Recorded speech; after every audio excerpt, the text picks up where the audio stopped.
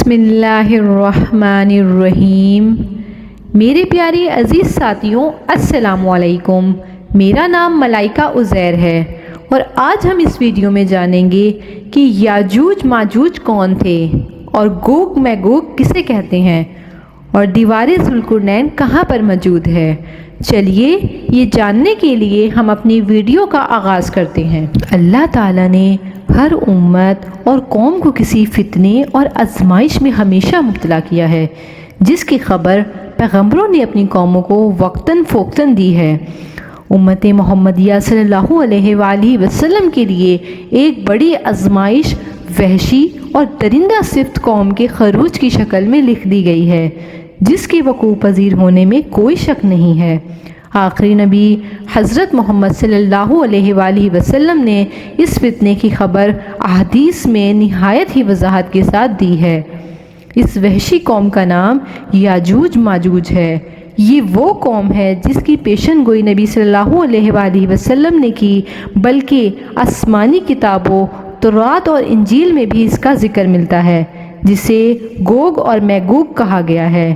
دراصل یاجوج ماجوج حضرت نوح علیہ السلام کے تیسرے بیٹے یافیس کی اولاد میں سے ہیں۔ یہ لوگ شمالی مشرقی ایشیا میں زندگی بسر کیا کرتے تھے اور اپنے ارد گرد کے علاقوں پر ہمیشہ وحشیانہ حملے کیا کرتے تھے۔ ان کی آبادی چین سے مغرب کی طرف ترکستان تک پھیلی ہوئی تھی۔ روایتوں میں آتا ہے کہ یاجوج ماجوج بنی آدم میں سے ہیں اور اگر انہیں پوری دنیا میں چھوڑ دیا جائے تو وہ تباہی مچا دیں گے اور لوگوں کی معیشت کو تباہ کر ڈالیں گے، اور ان میں ہر کوئی آدمی اس وقت تک نہیں مرتا جب تک اپنی 1000 یا اس سے زیادہ اولاد نہ دیکھ لے، یعنی بہت لمبی زندگیوں والے ہیں۔ ان کے چہرے تہ بہ تہ ڈھال کی طرح ہیں۔ یہ لوگ لمبے لمبے قد والے ہیں جو صنوبر کے درخت کی مانند ہیں۔ ان میں سب سے لمبا شخص 3 بالش تک کا ہوتا ہے۔ یہ جس جاندار کے پاس سے گزرتے ہیں انہیں کھا جاتے ہیں۔ یہ موسم بہار میں اپنی غاروں میں سے نکلتے ہیں اور سبزہ کھاتے ہیں۔ ان کے پنجے اور دانت درندوں کی طرح ہیں۔ ہزاروں سال قبل اس روئے زمین پر اللہ تعالیٰ کے ایک نیک بندے کی حکومت تھی، جنہیں ذوالقرنین کے نام سے جانا جاتا تھا۔ اللہ تعالیٰ نے ذوالقرنین کو زمین کے ایک بڑے حصے پر بادشاہت عطا فرمائی تھی۔ آپ نے مشرق و مغرب کا سفر بھی کیا تھا۔ مورخین کے مطابق ذوالقرنین کے نام سے قرآن مجید میں جس شخص کا ذکر آیا ہے، دراصل وہ ایران کا عظیم بادشاہ خورس تھا، جسے سائرس اعظم بھی کہا جاتا ہے۔ جب حضرت ذوالقرنین نے شمال کا سفر کیا تو آپ کا گزر مشرقی ترکستان اور مغلستان کے علاقوں سے ہوا۔ یہ علاقہ 2 عظیم پہاڑوں کے بیچوں بیچ آباد تھا اور پہاڑ کے اس پار یاجوج ماجوج رہا کرتے تھے۔ ان لوگوں نے ذوالقرنین سے یاجوج ماجوج کے فتنے کی شکایت کی اور کہا کہ یاجوج ماجوج کی قوم بار بار حملہ کر کے ان علاقوں میں فساد پھیلاتے ہیں، لہٰذا حضرت ذوالقرنین نے اس سرکش قوم کی یلغار سے حفاظت کی خاطر ان پہاڑوں کے درمیان ایک مضبوط دیوار تعمیر کروائی، جو لوہے اور پگھلے ہوئے تانبے سے بنائی گئی تھی۔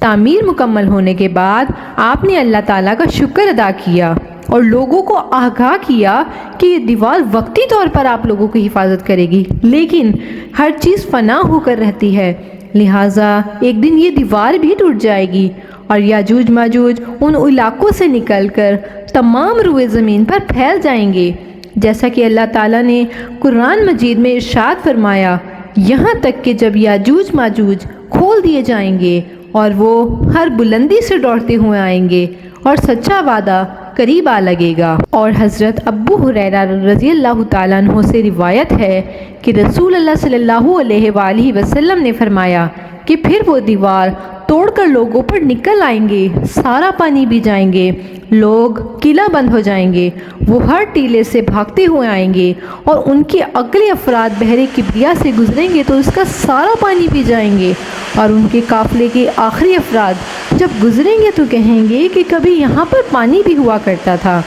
اور حضرت عیسیٰ علیہ السلام اور ان کے ساتھی محصور ہو جائیں گے، یہاں تک کہ بیل کا سر تمہارے قیمتی 100 دیناروں سے بھی زیادہ قیمتی ہوگا، وہ اپنے تیر آسمان کی طرف پھینکیں گے جنہیں اللہ تعالیٰ خون لگا کر نیچے پھینکے گا، تو پھر وہ کہیں گے کہ ہم نے آسمان والوں پر بھی غلبہ پا لیا ہے، جس طرح ہم اہل زمین پر غالب ہیں۔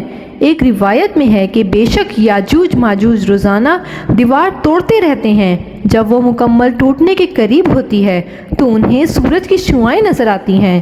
اتنے میں ان کا بڑا کہتا ہے کہ چلو باقی کل توڑیں گے۔ اگلے دن اللہ تعالیٰ اس دیوار کو پہلے سے بھی زیادہ مضبوط بنا دیتا ہے۔